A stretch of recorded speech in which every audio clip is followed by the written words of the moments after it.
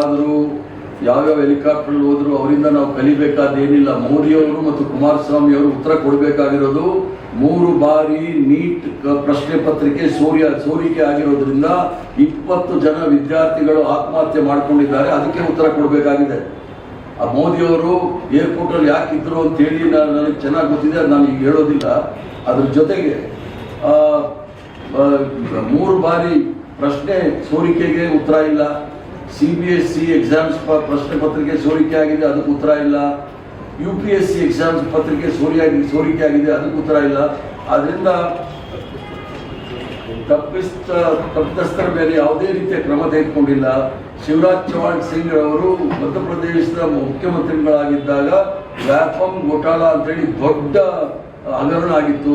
ಅದರಲ್ಲಿ 45 ಜನರ ಅನುಮಾನಾಸ್ಪದವಾದ ಸಾವಾಗಿದೆ. ಇವೆಲ್ಲವನ್ನು ನೋಡಿದಾಗ ಲಕ್ಷಾಂತರ ರೂಪಾಯಿನ ಹಗರಣ, ಇವೆಲ್ಲಕ್ಕೂ ಉತ್ತರ ಕೊಡದೇ ಇರ್ತಕ್ಕಂಥದ್ದು. ಪರೀಕ್ಷೆ ಬಂದಾಗ ಪರೀಕ್ಷೆ ಪೇ ಚರ್ಚಾ ಅಂತ ಹೇಳಿ ಒಬ್ಬ ಫೇಕ್ ಡಿಗ್ರಿ ಇಟ್ಕೊಂಡಿರೋ ಮನುಷ್ಯ ಬಂದು ಪರೀಕ್ಷೆ ಬಗ್ಗೆ ಮಾತಾಡಿದ್ರೆ ಇದೇ ದುರಂತ ಅದು. ಈ students were unable to attend the exams in the RC college. What was the number of students who were allotted the RC college? It was about 720 people. 3 people, actually our program, people started coming to our venue by 9 o'clock. By 11 o'clock our program started. Whereas NEET exam starts at 1:30.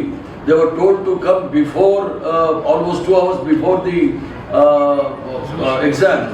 But we had made all elaborate arrangements after talking to the police people and Congress several people to manage the traffic and see that there is no jam or traffic hassles in city.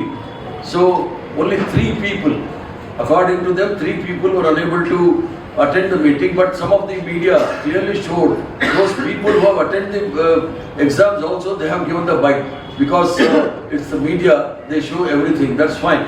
But BJP should answer who are responsible for the leak in the NEET papers. Thrice NEET exams were postponed.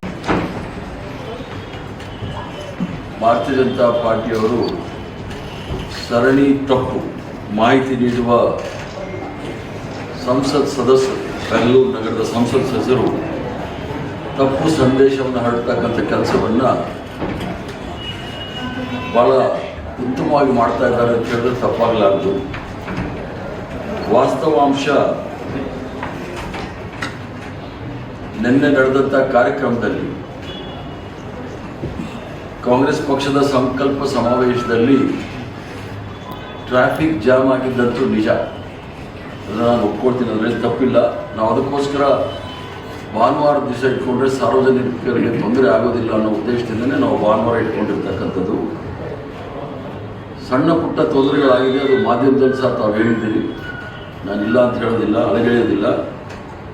ಇನ್ನೂ ಕೆಲವು ಗಂಭೀರವಾಗಿ ಕೆಲವು ಆರೋಪಗಳು ಬಂದಿದೆ. ಆ neat ಪರೀಕ್ಷೆಯಲ್ಲಿ ಕೆಲವು ವಿದ್ಯಾರ್ಥಿಗಳು ಟ್ರಾಫಿಕ್ ಸಮಸ್ಯೆಯಿಂದ 2-3 ವಿದ್ಯಾರ್ಥಿಗಳು ಪರೀಕ್ಷೆಗೆ ಹಾಜರಾಗದೆ ಉಳಿದಿದ್ದಾರೆ ಎಂದು ನಾನು ನೋಡಿದೆ.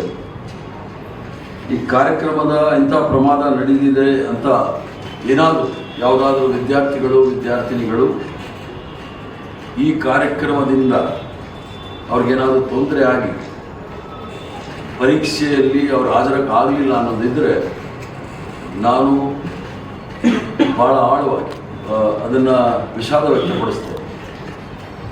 ಆ ವಿಷಾದ ವ್ಯಕ್ತಪಡಿಸೋದ್ರಲ್ಲಿ ನಮಗೇನು ಇದಿಲ್ಲ. ಇದಕ್ಕೆ ನಾವು ಮುಂಜಾಗ್ರತೆ ಕ್ರಮ ತೆಗೆದುಕೊಳ್ಳೋದ್ರಲ್ಲಿ ನಾವೆಲ್ಲ